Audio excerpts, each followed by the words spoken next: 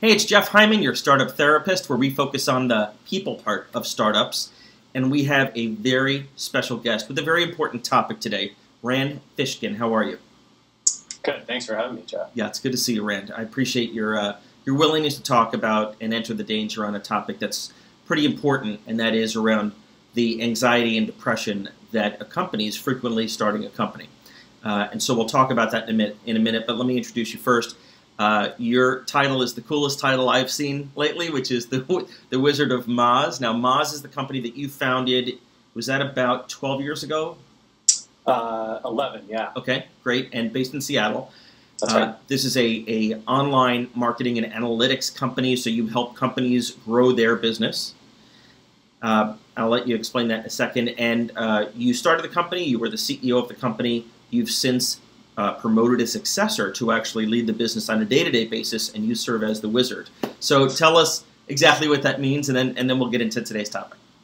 Sure. Yeah, so Moz is a software company based in Seattle, as you mentioned. We've got about 180 folks, and what we do is build software to help primarily professional SEOs, search engine optimization folks, and web marketers with all sorts of facets of organic traffic, not paid. And yeah, so I had a blog post that I wrote last year, a little more than a year ago, about depression that I think a lot of folks found very interesting. It resonated with a lot of people in the startup community, and that was a little humbling and embarrassing, but also something that made me really happy, because I think, to your point, the topic of depression and of mental and emotional illness and health in the startup world, and even in the broader universe of just business and professional life, is really looked down upon. It's seen as a weakness. It's seen as something that could cost you your job or your reputation. And my hope is that maybe we can change that. Good, and I'd love to be part of helping do that, because, and I'm sure you've seen this study earlier this year. Are entrepreneurs touched by fire?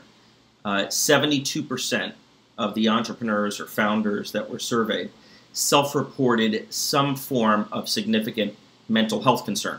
That could be depression, ADD, ADHD, addiction. There was a long list. Depression right at the top of the list. So what you're talking about is so important, and I give you so much credit, humbly, for being willing to kind of, put a face on it.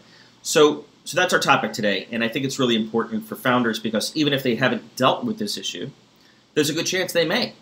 Certainly, if not themselves, then other founders that they're aware of. So why don't we start at the beginning? When did you begin to get a sense that something was amiss? Where in your startup process? You started in 2004. When did you say something's going on? Let's see. I would say that every year was better than the last. Like, felt better than the last. Felt like we were accomplishing things until maybe around the end of 2013 into 2014. So that's a nice long run. I feel like, wow, we're making great progress. And obviously, we grew a tremendous amount during that time. I think that I really knew that things were wrong. There were two signals. One was I could almost look at my own behavior and scratch my head and say, gosh, that is a weird way for a person to act. Why am I acting that way? I'll give you an example, the most salient, sort of memorable example for me, which is I speak at a lot of conferences and events, despite being an introvert like yourself, Jeff. And that's one of the ways that I try and help spread knowledge about SEO. And I often have folks come up after I give a talk and tell me, hey, I really love Moz. I love your guys' tools. This is very odd behavior, but I found myself during my sort of year of depression telling people, when they told me, Rand, I love your products, I love what Moz is doing, I would say, really? I think they're kind of crap. I'm really upset and disappointed by what we've built. Wow. I'm surprised that you're using our tools. I think you should try this other thing. So that's not the best way to drum up business, by telling your customers that they should be switching to something else. Were you able to quickly ascertain what was causing you to withdraw in that way or kind of be self-deprecating? I've always been a very critical person, but really never to this extent. I mean, the second part of that is that I was taking that behavior out on my team too, right? And folks could feel it internally at Moz. So my executive team was telling me like, hey, Rand, you're going up during the all hands and you're making people feel like crap. Right. Just that, like this is kind of hopeless and you don't see a light at the end of the tunnel when in fact we're growing. Yeah. But this company's still growing. It might not be growing as fast as it was growing last year, but right. You're going a little crazy here, man. Yep. So you knew something was up. You didn't recognize this person that you were becoming? Yeah, a little bit of that. Well, and what's odd is I kept having that argument with myself and with others, like, no, this is the real, true, authentic me. Right. This is how I feel. I don't want to hide that. I want to be the person that I am. Authenticity is actually one of Moz's values, core values. And I think that, what it turned out is that may be the authentic depressed Rand, right? The authentic mental health problems Rand, but that's not something you want in a leader. That's not something you need in a CEO, especially during tough times. And so this was in December of 2013, we had a call with Brad Feld, whom you've interviewed on this show, and Brad basically said, like, hey, we've been talking about a long-term transition plan where maybe in a few years Sarah would take over the CEO role before Moz goes public, because Rand, you don't want to be a public company CEO. Yep. Maybe let's move up the timeline on that. Now, was that partially because he observed changes in you, or you had said, I'm not feeling myself? I think it was probably a little of both. I'm not sure that I said I wasn't feeling myself, but I said, I was very upfront with how I was feeling. Got it. And I think he could sense in board meetings, like, wow, this is a different human being than the one I invested in. And at the end of January, I guess it would have been February of 2014, is that right? Yeah, February of 2014, we moved offices from an old office to our new space, and Sarah Bird, who'd been my chief operating officer for the previous 6 years, took over in the CEO role. Got it. When were you able to put a label on it and say, this is depression versus something else? Yeah, it was a long time. It was actually probably the end of that summer, the end of summer 2014. So a little 6 over a year months? ago. Wow, quite a while. I mean, it was probably 9 months, 10 months into the depression, maybe even more, before I went, wait a minute, I'm trying to remember what I was reading. I was reading something, an article about depression, about mental illness. So this was a self-diagnosis. You didn't seek out professional help and someone told you that you were depressed? Well, a little of both. I had folks, I had a therapist and a professional coach, and both of them told me that depression might be an issue, right? And that is something that I should look into. But yeah, I was reading this article and reading the symptoms and how people felt about themselves. And I actually, I had this experience where marijuana recently became legal in Seattle, right, in Washington State, and I tried a pot truffle, like a little chocolate, and actually had a very bad experience. Really did not enjoy it at all. I think it was probably just way too much. Right. And but the next day, the next 2 days, I felt pain-free. And when I say pain-free, I mean emotional pain, mental pain, and also physical pain. I have back problems. And, and I had this like, oh my gosh, this is amazing. What's going on? I'm sort of freed from this, and made a little bit of a mind-body connection that I think was going on there. So you've since been very open about this, but if you rewind to that time, once you started to come to this conclusion, were you open about it? Who did you even talk to? How long did it take you for you to say, I even want to have this discussion with someone? Yeah, I talked to my wife, to Geraldine, about it quite a bit over the summer, but it wasn't until that September, I was hosting, Foundry Group has a meeting of all their CEOs, sort of to come together and talk about different topics. Although I wasn't a CEO anymore, I volunteered to be the sort of organizer of that event and facilitator. And so the night before that event, I think I really felt this strong urge, like, hey, I need to get this out there publicly. I can't keep feeling this kind of private shame. And so I wrote the blog post, and then I woke up the next morning, and it was legendary, right? Yeah, read by 100,000 people and on the top of Hacker News. Yeah, I'll include a link to that with the just below this video. And so it was out there. There was no putting it back in the bottle, right? Yeah, and that felt really good. That's actually been something that for me is very helpful.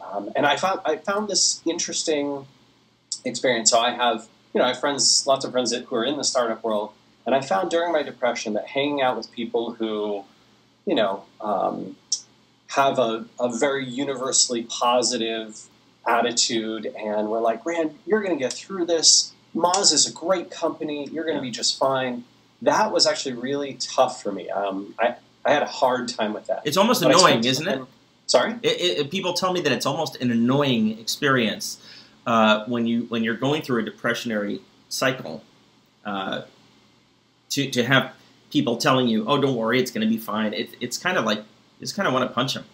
Yeah, it feels dismissive and almost condescending. They're trying to empathize, right? They're trying to say, "Well, if I felt bad, it would feel good to have someone say that I'm doing well." Yeah, they're trying to empathize, but I think it's really hard. I found a lot of solace in founders, especially a friend of mine, Ben Hug, who ran Cheeseburger Networks for a long time. Ben and I would get together and sort of commiserate. And Ben had been through depression in his past. He's written about a suicide attempt that he made. And that was cathartic. Like, that felt really good to spend time with someone who got it and was like, yeah, man, this stuff sucks. So two things I'm hearing. One is going public, or, I'm not saying everyone's going to write a blog post to 100,000 people, but acknowledging it to some outsiders was useful for you, and then finding someone that had been through it before. What other things did you find helped you lift the cloud over the past year? Were there other advice that you could give to entrepreneurs who come to the same conclusion? Well, I think for a long time I have worked at trying to disconnect my personal happiness from Moz's company performance. And that, I feel like that was actually almost impossible as CEO, because you're ultimately responsible for company performance as CEO. And so it's very hard to disconnect responsibility from self-worth and those kinds of things.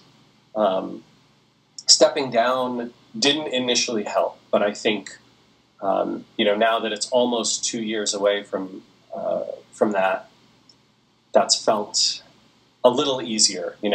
I think it's like a lot of tough emotional things in life. You tie yourself, as an entrepreneur, you tie yourself to your company. You tie your self-identity and your self-worth and who you are. It's like CEOs of public companies who measure themselves by their stock price every day, which it's just not a way to live. I mean, it's not sustainable. It's a way to live in that we do it and we are alive. Yeah, I suppose. It's not a healthy way to live. Right, fair enough. And so you feel like handing the baton, while it may not have been a direct result, it has helped over time separate your happiness from the company's performance. I think it is a direct result. It's just a very, very slow, long time. Even as of 6 months ago, I think I still had a lot of those challenges, disconnecting those two things. And now I'm a little bit better, right? I can see a world where the Moz is not the only thing in my life. And it has been for my whole adult life. I dropped out of school when I was 21, basically to do what became Moz. And so it was inextricably linked with your identity. Yeah, absolutely. Everyone who knows me in my life, personally or professionally, Moz is their association with me. Right. I've never actually worked anywhere else. Yeah. I'm sure there's a Moz tattoo somewhere on Rand. So what about some of the very common things that you hear?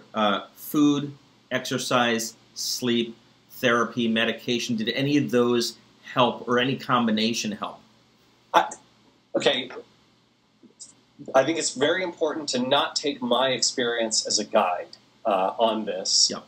But for me, those things were, for the most part, not as helpful. I think therapy and coaching were good in that they helped me do a lot of self-analysis and reflection. Yep. But again, it was like passing the baton, as you said. It was a long, slow burn. Right. After. It was not an immediate impact. I did not try antidepressant medication for a number of reasons, side effect related and all sorts of that kind of stuff. But I have heard folks who say that that's actually a big deal. I did try some other kinds of therapy. So one of the problems that people in the Pacific Northwest and Seattle have is seasonal affectiveness disorder, which can manifest as depression if you're not getting a lot of sunlight. Yep. And vitamin, I think it's A or D or something, one of those. And I did intentionally work on that. I took some supplements and tried to be outside in short sleeves despite cold weather and those kinds of things. I'm not sure if that helped. Diet and exercise. I worked on diet a little bit and on exercise a little bit as well. So what do you think was the key for you? Or was it just the passage of time and letting this cycle run its course? Brad Feld, I think, he's publicly talked a lot about the fact he's had 3 of these episodes throughout his life. Yeah. Maybe there's just a natural cycle to it, and you just have to kind of, bear with it until it starts to lift. I think it's different for different people. For some people, there's a catalyst that triggers a breakout. For me, it was that experience with the pop truffle and sort of the following from that. I think there's the famous Hyperbole and a Half comic where the woman who's depressed finds the kernel of corn under the fridge and starts laughing hysterically, and it kind of breaks her the depression cycle. Yep. So I don't think it's wholly logical, but and I can't put my finger on it, but that's fair. You've been public about the fact that you're an introvert, or you kind of categorize as an introvert. I do as well. I've talked about that. Did that play any role, do you think, in the fact that a CEO is just such a public face and role and cheerleader, and you have 150 employees at the time, maybe? Yeah. And so it was rubbing against your natural persona. Do you think that was a contributing factor? I haven't reflected on it until now, but I would be surprised if it wasn't. I can definitely say that as Moz scaled up, and I was working with people who I couldn't get to know and spend quality time with on a regular one-on-one basis. Yeah. And I don't mean a one-on-one like we sit down and talk about. I mean like we go out to a bar, or, we have dinner with our, spouses and your kids, and that was something that I loved and treasured. Up to about 50 to 75 people. I loved that about Moz. I felt like I was going to work with people who I, really knew and cared about. I definitely. I mean, I still strongly dislike the feeling that I'm going to work and many of the people there are kind of strangers, or I just run into them professionally. Right? I've heard this number of 50 before. Over 50, it's very hard to sustain that kind of relationship. You start seeing people in the hallway of your own company, and you're like, "Hey, you, how you doing?" It's just very tough to do. Yeah, and even if you know their names, it's not the same, right? Yeah. Not the same, and it doesn't feel like a. I mean, this is maybe a silly analogy, but it almost feels like you're on this quest together. Yeah. Right, in those early stages, and you're building up this group of people who all really, really care about the mission, and every one of them knows, if not everything, almost everyone knows most of the things that are happening in the company, right, on a day-to-day basis. Right. And that's very organic. You don't have to push that information. Yeah. It's not from reports and paper. I hated that. I hated, when we got to the stage at Moz where there was this information asymmetry and people were sort of like, hey, there's too much. I just don't care enough to go to know what that team's up to or how the blog post did today. That must have driven you crazy. Yeah, I had this but it's your company. Yeah. This is where, right, you own, this much in stock options and you've been at 5 other jobs in the last 10 years and this is just one stop on the road and from your description, it sounds like there may have been many contributing factors to this episode that you dealt with and seem to have certainly progressed through. Maybe the introvert, maybe the growth of the company, maybe a lot of things. There's no one thing, but I give you such credit for being public about it and helping others. Is there any other last advice that if I'm a founder and I'm starting to just not feel myself, what should be the first thing that you would encourage them to do or to think about? Yeah, I think generally speaking, working actively on self-awareness is a superpower. So that's understanding what makes you happy and sad, what fills you with energy and what takes energy away from you. You might be really good at things that take energy away from you, and then you have to try and recognize that too. I think you have to know not just what your motivations and passions and values are, but why you have them. It's really tough, I think, to say, no, I believe in this, and then not to say why. Right. What happened to you that caused you to believe in that? And is that still a belief that you're sure you want to hold? Is that something active, or is that something you want to fight against? I think that self-awareness stuff can be tremendously powerful. And then, I think the last thing that I want to leave folks with is,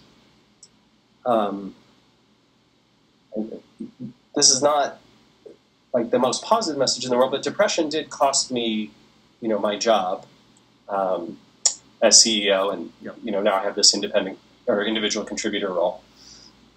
And while I think it was the right thing for the company, it's a very hard thing, right, to step down from that role and to lose out being CEO. And something I think I would, if I could go back in time and talk to myself, I might ask whether I was really ready to give up the leadership of the company and the direction of the company at that point. Whether I could say, hey, you know what, I want to take 6 months or a year and be CEO in title, but an individual contributor in practice. No one's going to report to me, right? You can have all the rest of the executive team report to Sarah or somebody, and sort of see if you can, if you want to ride out that wave rather than taking a dramatic step. Right. That is something that I would reconsider. CEOs or founders are often usually get-it-done people, right? They set up a task and they take the hill. And I think what I'm hearing you say is this is something that you just can't bury. If you're starting to feel this coming on, you try to bury it, try to ignore it, hope it'll go away, it can very well impact your job, even of your own company, your relationship with your board investors, certainly your people, your customers. It can be all-encompassing. And so just like anything else that we have to do as founders, you kind of have to take it head on, as scary as that may be. Yeah, I think it pays to be transparent, right? To say to your board, to your investors, to your team, hey, I'm going through something, emotional health related, mental health related. I don't know exactly what it is. I'm going to figure it out and solve it. And in the meantime, because we have a great team, we're going to be just fine. And here's how the structure is going to work, and here's who's going to report to who. And you might hear a little less from me for the next 3 months, 6 months, whatever. But I'll be working on getting better. And I want you to know, the rest of the company, if you have these issues, you should be able to talk to, medical or mental health professionals. You should be able to talk to your boss at work and say, like, hey, I need this time. I need to do these different things to be healthy and safe. Be proactive about it. Rand, this has been fantastic. How can people learn more about Moz and also get in touch if they're interested in connecting? So we're on the web at moz.com, moz.com, and you can email me at rand@moz.com or on Twitter at randfish. Fantastic. Thank you so much for the time. Thanks, Jeff. That was